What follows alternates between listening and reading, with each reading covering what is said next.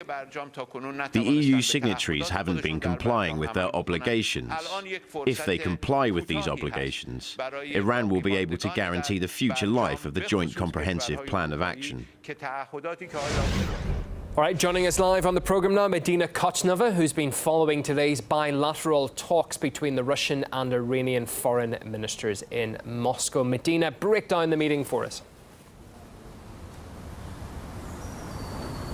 Well, Iran's Foreign Minister Mohammad Javad Zarif says that it's time the European signatories kept their side of the bargain and deliver on their commitments following the Iranian nuclear deal. Now, under the 2015 deal, Iran agreed to limit its uranium enrichment program and also sell any excess heavy water it has. Tehran also agreed not to engage in any activities that could possibly lead to the development of nuclear weapons. Now, that was in exchange for a lifting of some economic sanctions against Iran. So, as of this Wednesday, Iran has said that it will stop selling off that excess heavy water. And in 2 months, if no agreement is reached with the remaining signatories, it will boost its levels of uranium enrichment and also push ahead with the development of the Arak nuclear reactor. Now, the Iranian foreign minister blamed the U.S. for creating such a complicated situation after the United States withdrew from the nuclear deal. And in recent weeks, the U.S. has taken an increasingly hostile approach towards Iran, even issuing several threats.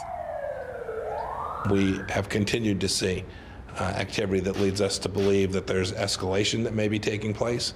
And so we're taking all the appropriate actions, both from a security perspective and well as our ability to make sure that the president has a wide range of options in the event that something should actually take place. What we've been trying to do is to get Iran to behave like a normal nation.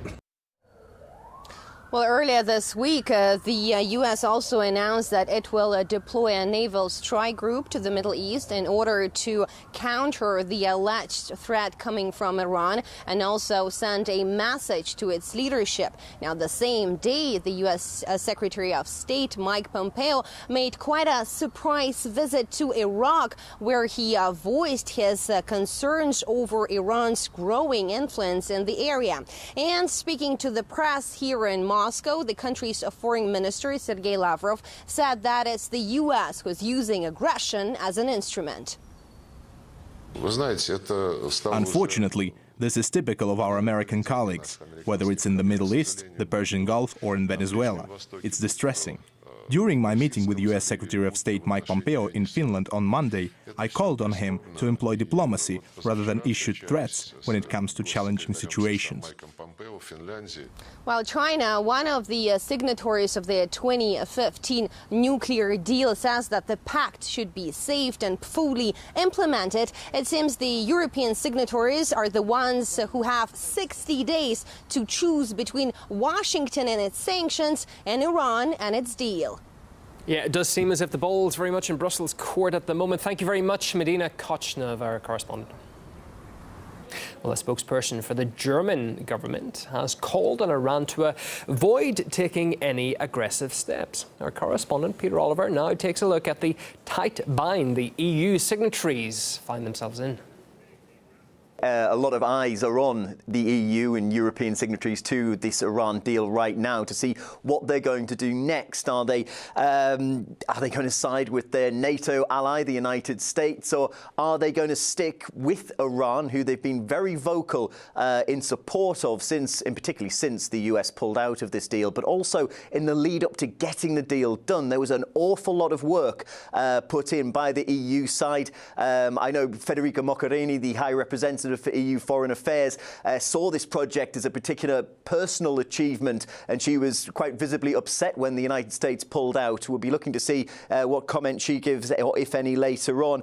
What we have seen, though, is a comment on Wednesday from the French Defence Ministry. They said that should Iran do essentially what they've said they're going to do and pull out of the deal, that was the worst-case scenario for all involved. Today, nothing could be worse than Iran leaving the agreement. There are no sanctions today from Europe because Iran has so far always respected the commitments it has undertaken.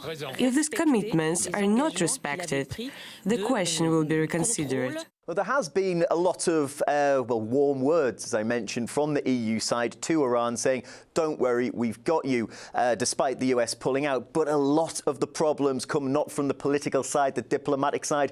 It comes down to the brass tacks of cash and business, because when the US pulled out of the deal, they said any businesses doing trade with Iran, well, you could be eligible for sanctions and we would put those sanctions on you. So that saw an exodus, really, of EU business that had got involved with Iran. We've seen the likes of Total, the French oil giant, saying that they were going to pull out. VW, Daimler, car manufacturers saying that as well as Airbus, the aerospace giant.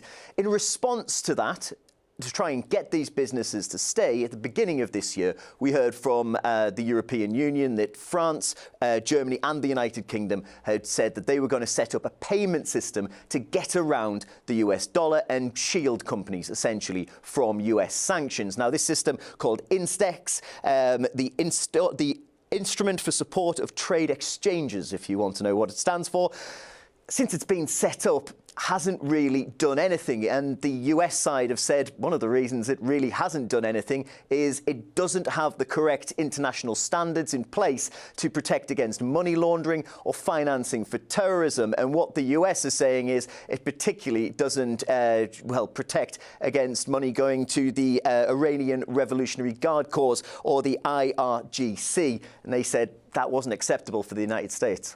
I question how that's even remotely possible with a country like Iran, where the Revolutionary Guard Corps is so endemic within the economy, but also hidden in many different respects.